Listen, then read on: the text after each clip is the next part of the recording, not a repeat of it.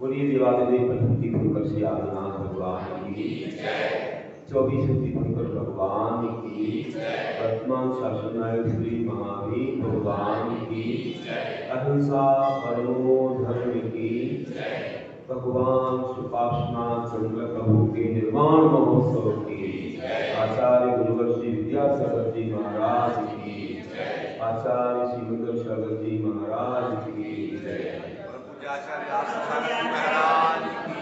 परम पूज्य आचार्य श्री आचार्य संत जी महाराज की, समस्त होने संत की। सदर बंधु, आज बहुत बड़ा सौभाग्य का दिन है कि आज दो तीर्थंकरों के एक साथ निर्वाण दिवस है और उन्होंने भी ऐसे महान सिद्ध क्षेत्र से, जो कि शाश्वत सिद्ध क्षेत्र है, अनंतानंद सिद्ध परमेश्वरी जहाँ से बने हैं, मोक्ष को प्राप्त हुए हैं, ऐसा महान वह सिद्ध क्षेत्र जगत पूज्य है। और कहते हैं कि एक बार बंदे जो कोई, ताको नरक पशु गति नहीं कोई। कितना महान सिद्ध क्षेत्र है। एक बार जो उसकी वंदना कर लेता है, उसकी नरक पशु गति नहीं होती है। तो जिसको ऐसी आयु का बंध हो गया है नरक पशु गति का, उस आयु का, तो उसको शंबे शिखर जी का दर्शन नहीं होता है। ध्यान रखना है, हमें ऐसे काम करना है कि ऐसी गति, ऐसी आयु हमको ना बंध जाए जिसके माध्यम से कि हम कहीं ऐसी चीज से वंचित ना हो जाए। तो हम लोगों को आज ऐसा सौभाग्य मिला है। प्राय सभी लोगों ने ऐसे महान सिद्ध क्षेत्र का दर्शन किया होगा, नहीं किया हो तो जरूर करना। और आज इसकी महिमा हम सुन रहे हैं, उसी के लिए पुण्य बढ़ा रहे हैं कि पुनः पुनः ऐसे क्षेत्रों का हमें दर्शन होता रहे और उसके माध्यम से हमको जो हमारी भावना है कि हमें मुक्ति का पद का लाभ हो, वह हमें शीघ्र ही प्राप्त हो। बंधुओं, इसके बीच कहता हूँ कि एक ऐसे परिवार में, जो कि एक श्रेष्ठी परिवार, उसने भावना भाई कि मुझे एक सौभाग्य प्राप्त करना है जीवन में। वह समय था जब ये ऐसे वाहन नहीं चलते थे, मोटर के वाहन। तब तो लोग रथों में, बैलगाड़ियों में या पैदल ही जाया करते थे। 6-6 महीने लग जाया करते थे, तो वर्ष लग जाया करता था और ऐसे क्षेत्रों का दर्शन होता था। भावना भाई कि मैं पहली बार ये अवसर प्राप्त करने जा रहा हूँ जीवन में। सब कुछ मैंने कर लिया, अब ये सौभाग्य पाना है और जितने लोग मेरे साथ चलेंगे मैं सबकी यात्रा करूँगा, सबकी हर तरह की व्यवस्था करूंगा। कितना पुण्य मिलेगा बताइए। सारे परिजन लोग, रिश्तेदार, गांव के लोग इकट्ठे हुए और 2 गरीबों को कहा, दोनों भाई थे, कि तुम भी हमारे साथ चलो। बोले कहाँ? शाश्वत सिद्ध क्षेत्र शंबे शिखर। अरे तो इतना महान है, इतने दूर हम कैसे जाएंगे? हमारी माँ है और उनको अकेला छोड़ कैसे जाएंगे? और अगर जाएंगे भी तो ये बड़ा परम सौभाग्य होगा, उनसे हम आज्ञा देते हैं। अगर वे आज्ञा दे देंगी, उनके आशीर्वाद से यात्रा हो जाएगी। हमारे पास इतना धन नहीं है कि हम वहां जाएं और इतनी बड़ी यात्रा करें। शिव जी ने कहा कुछ नहीं करना है, तुम्हें साथ रहना है। थोड़ा बहुत काम, कोई धार्मिक काम हो, ऐसी द्रव्य वगैरह तैयार करना हो भगवान की पूजा के लिए, कुछ सामान थोड़ा बहुत यहाँ का वहाँ करना हो कर लेना, बाकी कुछ नहीं लगना है, हमारे साथ चलो। माँ से जाकर के पूछा, माँ ने कहा बेटा इतनी महान यात्रा, बड़ा सौभाग्य तुम्हारा, जन्म जन्म का पुण्य है, तुम बहुत सदगति को प्राप्त होगे। जाओ बेटा जाओ, मेरी भी नमस्तु बोलना और कुछ वस्तु भी देंगे, उसे अर्पित करना किसी को मत दिखाना और सुरक्षित रखना, बड़े विशुद्धि बड़े अच्छे भावों से ये यात्रा करना है। ठीक है माँ, बिल्कुल आपने संस्कार दिया है। हम वैसे ही रात्रि भोजन नहीं करते हैं, जमीकंद नहीं खाते हैं, बीत रात भगवान को भजते हैं, रोज पूजा अर्चा का नियम है। आपकी बदौलत हमने सब कुछ सीखा है, आपने जो ज्ञान दिया है, और भी आप जो कहेंगे हम करेंगे। मुझे उपदेश दीजिए, क्या मालूम हम लौट करके आ पाए ना आ पाए, और आपका क्या हो नहीं मालूम, स्वास्थ्य आपका अनुकूल नहीं रहता है और आपने आशीर्वाद दिया तो हम जा रहे हैं, मुझे अंतिम उपदेश दीजिए। तो कहा बेटा क्या उपदेश दी, बहुत दिया है, फिर भी चलो छोटा सा उपदेश है, देखभाल के चलना। देखभाल के चलना ये कोई बड़ी बात नहीं हुई, ये तो हमको आता है। कोई और उपदेश देगी तो अच्छा लगता। बेटा इसी में सब कुछ छुपा हुआ है, इस उपदेश में पूरा मोक्ष मार्ग है। तुम्हें समझ में नहीं आया हो तो किसी गुरु से पूछ लेना, निर्गंत गुरु मिलेंगे, उनसे पूछ लेना इसका अर्थ क्या है। ठीक है। और माँ ने रिपोर्ट भी दे दी, उससे ले चला, गाड़ी के नीचे बांध दी, कोई ना देखे। मंगलाचरण के साथ, मंगल ध्वनि नमोकार के साथ यात्रा प्रारंभ हो गई। बहुत सारे अतिशय सिद्ध क्षेत्रों को देखते हुए आगे बढ़ रहे हैं और एक जगह विशाल सिद्ध क्षेत्र था, वहां पर विशाल मुनि संग मिला, उनका उपदेश सुना। सब लोगों ने कुछ नियम दिए, उन दोनों भाइयों ने भी। हम गरीब व्यक्ति से चलेंगे, अपन तो बाद में चलेंगे, जाके बैठ गए। गुरु से बोला हमको भी कोई नियम दीजिए महाराज, तुम क्या पालन करते हो, सब बता दिया, बहुत अच्छा है तुम्हारा, चलो तुम रत्नत्रय का पालन करो, जीवन में तुम संयम को धारण करो। ठीक है महाराज, जरूर करेंगे। रत्नत्रय में क्या होता है, बोले सम्यक दर्शन, सच्चे देव शास्त्रों की श्रद्धा, बीतराग को नमन करना, 25वां दोषों से रहित रहना, एक सम्यक दर्शन है। और से अपना ज्ञान सम्यक हो जाता है और अनुगत वगैरह का आचरण से सम्यक चारित्र प्राप्त होता है और महावर्ती बन जाओगे तो पूरा चारित्र मिलेगा, मोक्ष का मार्ग उद्घाटित होगा। बहुत अच्छा है महाराज, जल्दी हम आप जैसे बने। मेरी माँ ने मुझे उपदेश दिया था, उसका अर्थ भी आप बता दीजिए महाराज। बोले क्या दिया था, बोला कहा था देखभाल के चलना। अरे वाह, बहुत महान है तुम्हारी माँ, इतना बड़ा संदेश उपदेश दिया। देख मतलब सम्यक दर्शन, भाल मतलब सम्यक ज्ञान और चलना मतलब सम्यक चारित्र। वही तो मैंने कहा है, सम्यक दर्शन ज्ञान चारित्र मोक्ष मार्ग, पूरा मोक्ष मार्ग आ गया। तुम्हारी माँ ने जो कहा था वही मैंने कहा है। बस उन गरीबों ने, उन दोनों भाइयों ने धारण कर लिया कि आज से हम सम्यक दर्शन का पालन करेंगे। वैसे भी करते ही थे, नियम ले लिया और कंठ में प्राण जलकर किसी स्वरागी की पूजा नहीं करेंगे। हम बीते रात को पंच परमेश्वरी चक्कारी मंगल उत्पन्न शरण में जाएंगे और मेरी कोई शरण नहीं है। बस इसके बाद उन्होंने अनुव्रतों का भी नियम ले लिया और यहाँ तक के कहा महाराज, जब माँ ने ये सब कहा है कि मोक्ष मार्ग पे चलना, तो हम अब शादी नहीं करवाएंगे हम दोनों और आजीवन ब्रह्मचर्य भी धारण करेंगे। लेकर के चल दिए और जब पहुंचे धीरे धीरे उस महान क्षेत्र के पास, टोंगे दिखने लगी। पार्श्वनाथ भगवान की टोंग, बहुत सारी टोंगे डबल वर्ड दिख रही है। जय जयकार शुरू हो गई, ओम ह्रीं अनंतानुपन्न सिद्धेभ्यो नमः, पार्श्वनाथ भगवान की जय हो आदि। और पहुंच गए एक समय संबे शिखर जी में। बहुत दिनों की प्रतीक्षा के बाद पहुंचे हैं, महीनों लग गए। और सेठ जी ने कहा जल्दी से धर्मशाला में सामान उतार लो और अपने सोला में वस्त्र डाल दो और द्रव्य शोधन कर लो, जल्दी से उठना है 3 बजे और तैयार होकर 4 बजे निकलना है। उसके पहले तो कोई जाने देता नहीं है और 6 बजे पहुंच जाएंगे और पूरी वंदना करेंगे 10-11 बजे तक और फिर वापस आएंगे, फिर भोजन करेंगे। सब लोगों ने वैसा ही किया, लेकिन दोनों गरीब को नींद नहीं आ रही, सोच रहे कि हम जो ले जाएंगे सब लोग देख लेंगे। माँ ने कहा था कोई ना देखे, अब मैं क्या करूं। दोनों ने क्या किया, बस फिर तो 12 बजे ही दोनों पोटली लेकर के निकल गए।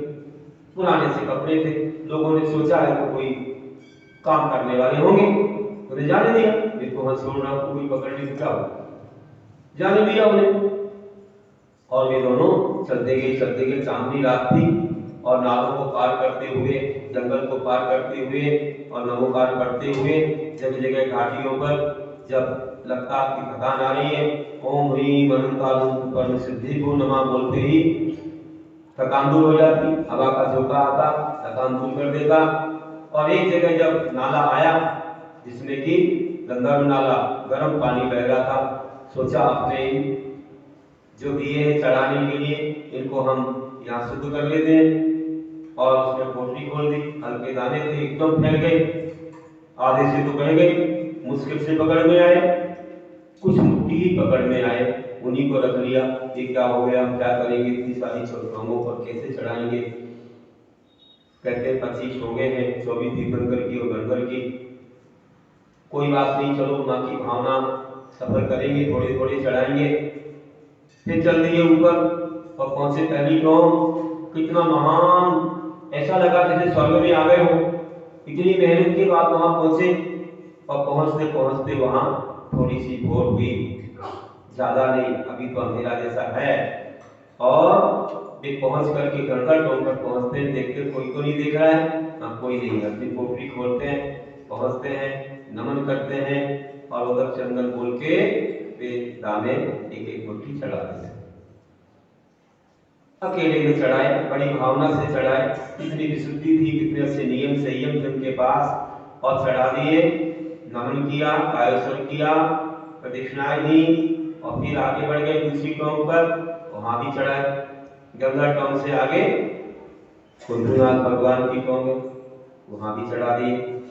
एक एक मुट्ठी चढ़ा रहे हैं और उसमें से कुछ भी कम नहीं हो रहे, वैसे के वैसे बने। ये क्या हो गया, भर भर के चढ़ा रहे हैं, वो भी वैसे के वैसे। कुंभनाथ की टोंक पर भी चढ़ाए, वहां वंदना कर ली। आगे नमीनाथ भगवान की टोंक है, याद आ रही कि नहीं आ रही है, हाथ तो जोड़ते जाना। गंगा परमेश्वरी की टोंक की वंदना कर ली, कुंभनाथ भगवान की टोंक की वंदना कर ली और नमीनाथ भगवान की टोंक की वंदना कर ली, वहां भी चढ़ाए। फिर अरयनाथ भगवान की टोंक है, वहां भी चढ़ाए और वहां भी वंदना कर ली, नमन किया। फिर आगे बढ़े, मल्लीनाथ भगवान की टोंक है, वहां भी एक मुट्ठी आगे चढ़ाया और नमन किया, वंदना की। बाजू में ही श्रेयांसनाथ भगवान की टोंक है, वहां भी अर्पित किया, वंदना की। दानों में कोई कमी नहीं है, उत्साह बढ़ता जा रहा है, क्या अतिशय हो रहा है, बड़ा आनंद आ रहा है। और आगे बढ़ गए, थोड़े ऊपर चढ़े, सुविधनाथ भगवान की टोंक है, सुविधनाथ भगवान की टोंक बोलते, वहां भी अर्पित किया, नमस्कार किया। और उसके आगे बढ़े, पद्मपुर भगवान की टोंक है, वहां पर भी अर्पित किया, वंदना कर ली। सब लोग वंदना करते जाना, याद करते जाना। और उसके आगे बाजू में ही मुनि सुरनाथ भगवान की टोंक है, जहां राम ने सिद्धि चक्र धारण किया था, वे मुनि के शीतकाल में हुए, बीच में तीर्थंकर के काल में। ऐसी महान टोंक है, वहां भी अर्पित करके वंदना की। सब जगह प्रदक्षिणाएं लगा रहे हैं, कायोत्सर्ग कर रहे हैं और नीचे उत्तर से चले गए, उत्तर और पूर्व उतरते गए, फिर उत्तर और फिर बाद में ऊपर चढ़े, ऐसे पूर्व से पश्चिम की ओर। और वह टोंक आ गई चंद्रप्रभु भगवान की टोंक, वहां भी अर्पित किया। भगवान की बहुत आनंद हुआ, थकान सब दूर हो गई, ऐसी हवा आती झरोकों से। थोड़ा बैठ लिया और वहां से वंदना करके निकले, फिर उतरे, उतरते गए पूर्व और दक्षिण, ऐसे उतरते उतरते और आगे बढ़ते गए और फिर ऊपर चढ़े और चढ़ते चढ़ते फिर पश्चिम की ओर ऊपर पहुंचे। सबसे बड़े चरण बने हुए हैं आदिनाथ भगवान के। आदिनाथ भगवान की टोंक आ गई, कैलाश पर्वत ध्यान में आ गया, वहां भी नमन बंदन जो भी अर्घ समर्पण सब किया और आगे बढ़े। फिर पश्चिम की ओर बढ़ते बढ़ते बढ़ते फिर आगे ऊपर चढ़े और बहुत क्या हुआ, धूप निकल आई, गर्मी बहुत लग रही थी, लेकिन जो वहां पहुंचे ऐसी शीतलता आ गई कि शीतलनाथ भगवान की टोंक आ गई। बहुत अच्छा लगा, ठंडी ठंडी वायु, वहां भी अर्पित किया, नमन किया। और बस थोड़े से उत्तर की ओर ऊपर ही है, बाजू में अनंतनाथ भगवान की टोंक है, लगभग सबसे ऊपर आ गए हैं, अनंत शक्ति ही मिल गई, वहां भी अर्पित करके नमन किया। उसके बाजू में फिर शीतलनाथ भगवान की टोंक और एक बार नमन कर लिया। कोटि कोटि उपवासों का फल मिलता है, करने में क्या बात है।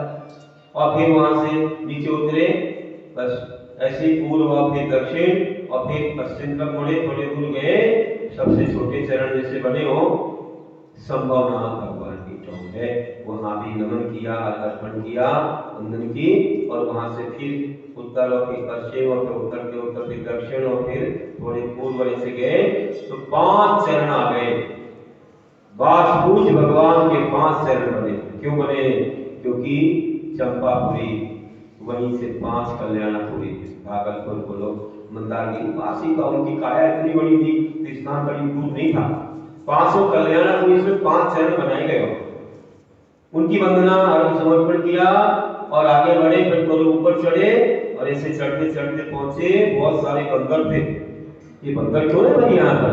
समझ में नहीं आ रहा है। ये तो अभिनंदन भगवान की टोंग है, उनका चिन्ह ही बंदर है। और वहां भी वंदन किया, अर्पण किया, फिर वहां से उतरे। एक बार और वासुदेव भगवान की टोंग का दर्शन करते हुए जल मंदिर के पास से आगे बढ़े और आए। फिर गंगा टोंग के पास आ गए। एक बार और कर लिया गंगा टोंग और गुरुनाथ की, वो पुण्य मिलता है। क्या बात है? कोटि कोटि उपवासों का फल है। उसके पीछे ही थी धर्मनाथ भगवान की टोंग, वहां भी अर्पित किया, वंदना की। उसके बस और बड़े पश्चिम की ओर शांतिनाथ भगवान की, सुमतिनाथ भगवान की टोंग, सुमतिनाथ भगवान की टोंग को भी वंदन किया, अर्पण किया। और देखा तो देखो हमारे दाने तो कुछ कम नहीं हो रहे हैं और वैसे के वैसे हैं। क्या पीछे हो रहा है? फिर शांतिनाथ भगवान की टोंग आ गई पीछे, वहां भी वंदन अर्पण किया। फिर और छोटे चरण आ गए। हमारे वर्तमान शासन है, भगवान महावीर की टोंग है, छोटे चरण है, वहां भी अर्पण किया, वंदन किया।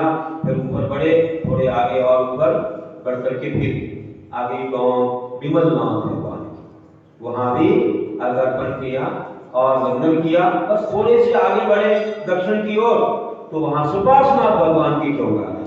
सुपार्श्वनाथ भगवान की टोंग का दर्शन ही मोक्ष मिला है। ऐसे दिन हम सुन रहे हैं। शंकर प्रभु भगवान को भी और इनको भी, दोनों को मोक्ष मिला। उन्हीं का कल्याण हम लोग मना रहे हैं आज। और आप लोगों ने निर्वाण लाडू समर्पण का जो भाव, बहुत ही महान भाव है। देखिए, और वहां से जब सुपार्श्वनाथ भगवान का दर्शन, बंधन अर्पण किया, विमलनाथ भगवान की टोंग का फिर एक बार दर्शन हुआ और बढ़ गए आगे उत्तर पश्चिम की ओर, उतरे और उतर के फिर आगे चढ़े, फिर पश्चिम की ओर चढ़े। तो चढ़ करके ऐसे भगवान आ गए, ऐसी टोंग आ गई जिन्होंने इस 24 में सबसे पहले मोक्ष पाया है। सबसे पहले मोक्ष पाया है वे हैं अजितनाथ भगवान, संदेश शिखर जी से पहले है, क्योंकि आदिनाथ को तो कैलाश से हो गया। सबसे पहले 24 में मोक्ष पाया शिखर जी से, तो वर्तमान 24 में अजितनाथ ने उनकी टोंग आ गई। वहां भी नमन अर्पण किया, वंदन किया। थोड़े से आगे बढ़े, नैनीनाथ भगवान की टोंग आ गई। 3 चरण बने। 3 क्यों बने? क्योंकि गिरनार से 3 कल्याण हुए, दीक्षा, केवल ज्ञान, मोक्ष, इसलिए वहां 3 चरण बनाए गए हैं। उनको वंदन अर्पण किया, नमन किया, आगे बढ़े। अंतिम रह गई अब तो सावलिया पारसनाथ तो बने विराजे। कहां विराजमान हुई? इतने ऊपर चढ़ते जा रहे हैं और ओम ह्रीं ओंकारं परम सिद्धि तो नमः बोलते जा रहे हैं, पार्षद भगवान की जय बोलते जा रहे हैं। और अंतिम है अब तो, और पहुंच ही गए। वहां में दर्शन किया चरणों का, ऐसी शीतल वायु आ रही है चरणों से, आनंद आ गया। थोड़ी देर बैठ लिया और ही अच्छे से भक्तियां पढ़ ली, अर्पण किया, सब कुछ किया। और फिर अभी भी हमारे कुछ भी दाने कम नहीं हुए। माँ ने क्या किया नहीं मालूम, कौन सा जादू हो गया, क्या अतिशय चमत्कार हो गया।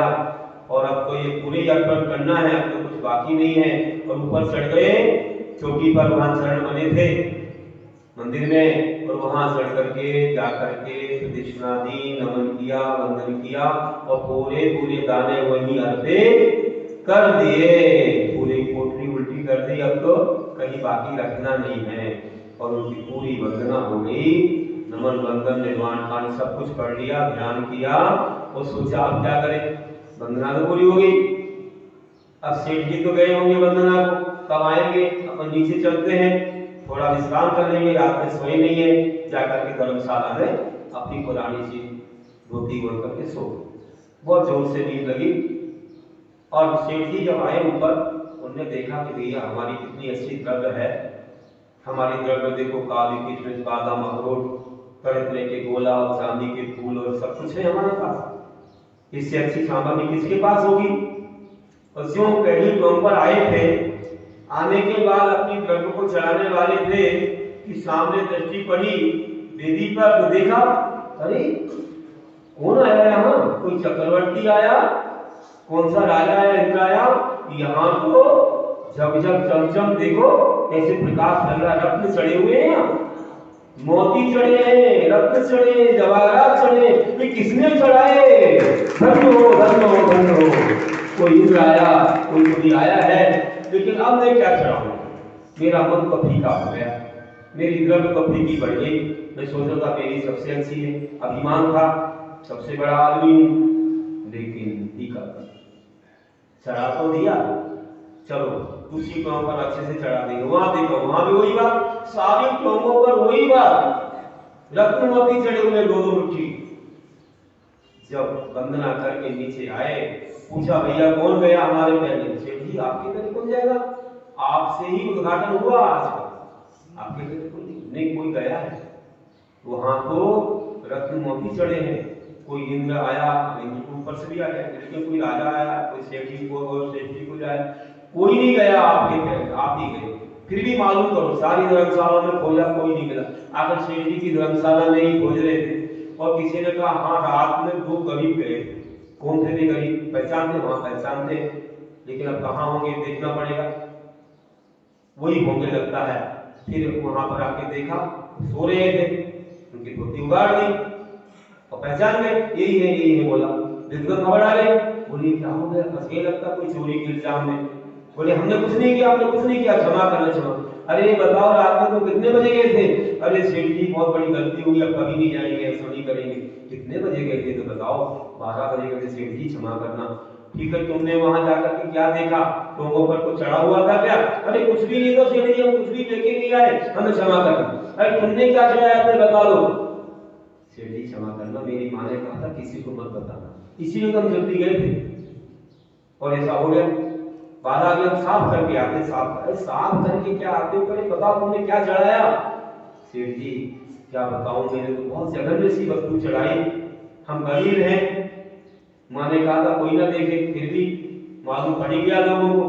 हमने तो सेठ जी ज्वार के दाने चढ़ाए थे, ज्वार के दाने। वाह रे वाह, वाह रे वाह, ये ज्वार के दाने की रत्न मोती हीरा पन्ना बन गए। ऐसा कैसे हो सकता? आप मजाक उड़ा रहे हैं, जाके देखो, देखा तो वास्तव में धन्य हो गए। सबने बहुत सम्मान किया, बहुत आदर दिया। हमने कहा मेरा सम्मान क्यों कर रहे हो? मेरी माँ ने किया है, उसने संस्कार दिया। सम्मेलन की माँ है, स्वाध्याय करती है, श्लोक पढ़ती है, पूजा भक्ति करती है, महान है। उसने उपदेश दिया था, उसका पालन भी हमने किया।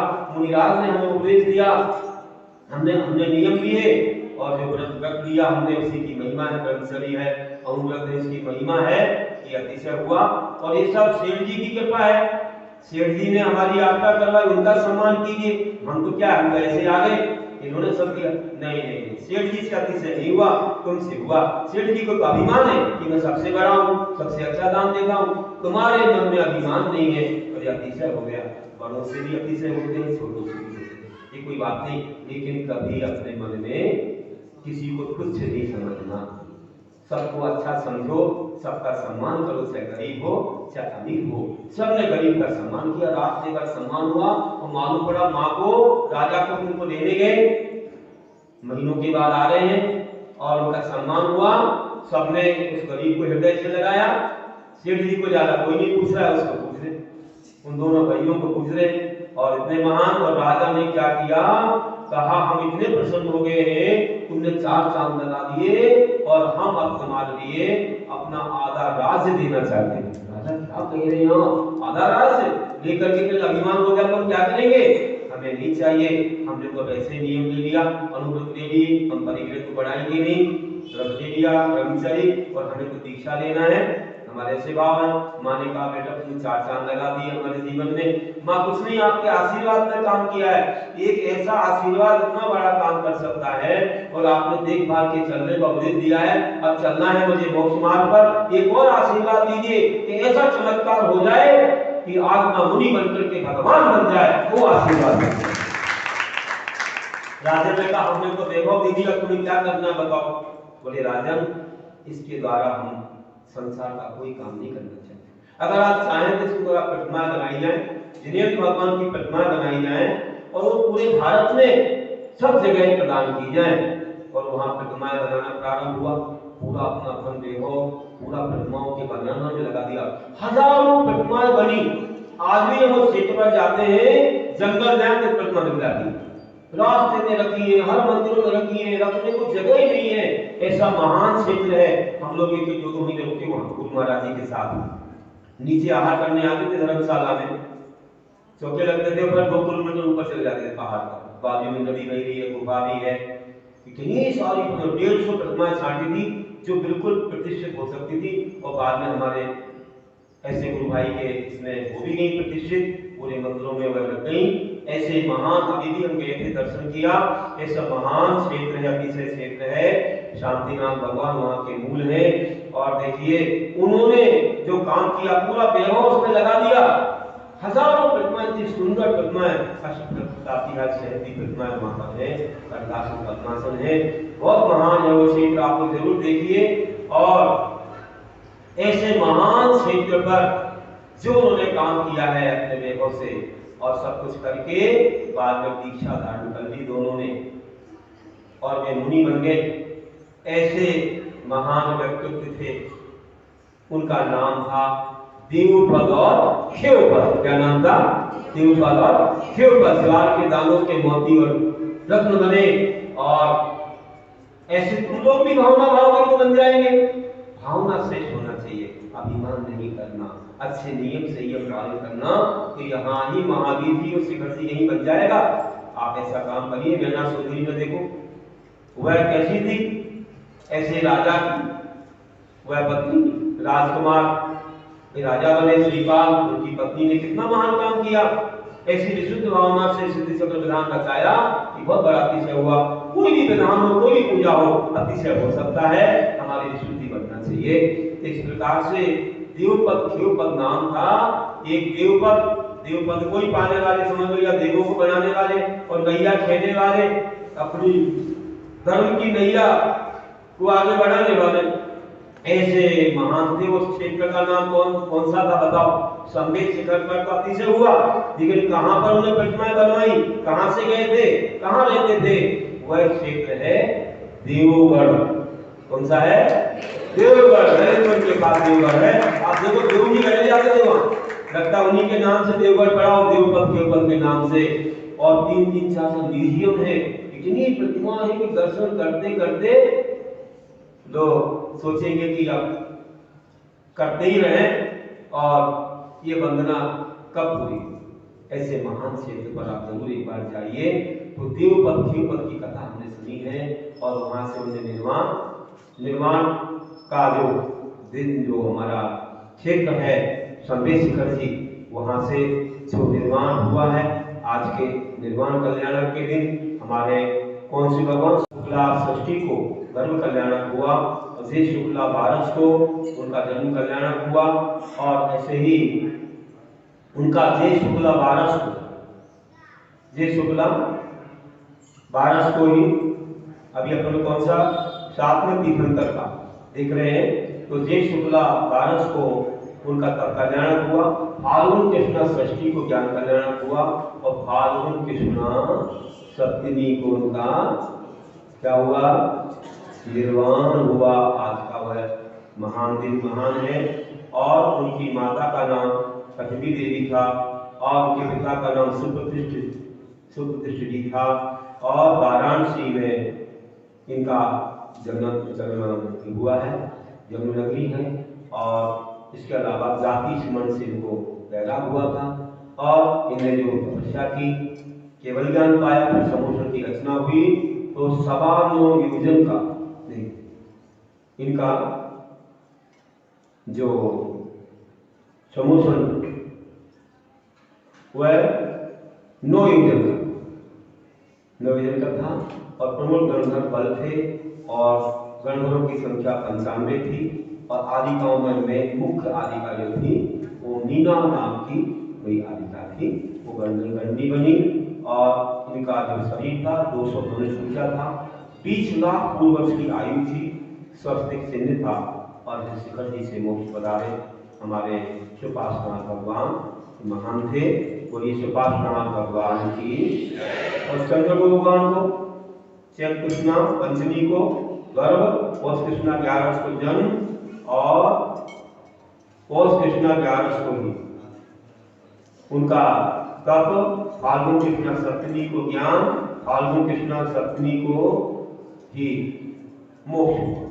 और ऐसे लक्ष्मीवती की मां पिता महासेन जी चंद्रपुरी में जन्म हुआ और बसंत लक्ष्मी विनाश देख करके, समझिए कि जो पतझड़ था ना उसको देख करके डरा हुआ और इनका अग्रवाद भावना 12 भावनाओं को भाकर के लिए डरा हुआ और 8.25 योजन का इनका प्रमोशन था। दत्त नाम के गणधर थे, 13 में गणधर थे, वरुणा नाम की आदिका प्रमुख गणनी थी और 150 धनुष का शरीर था, 10 लाख वर्ष की आयु थी और अर्धचंद्र चिन्ह और साथ में संभे शिखर जी से मुक्ति को प्राप्त हुए।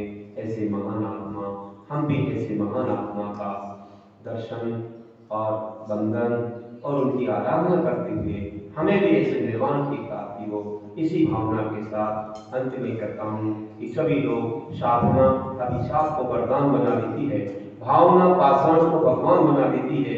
सच कहाँ तक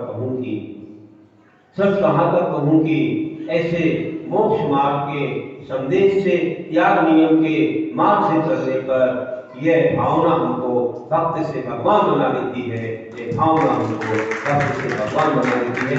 बोलिए महावीर भगवान की जय।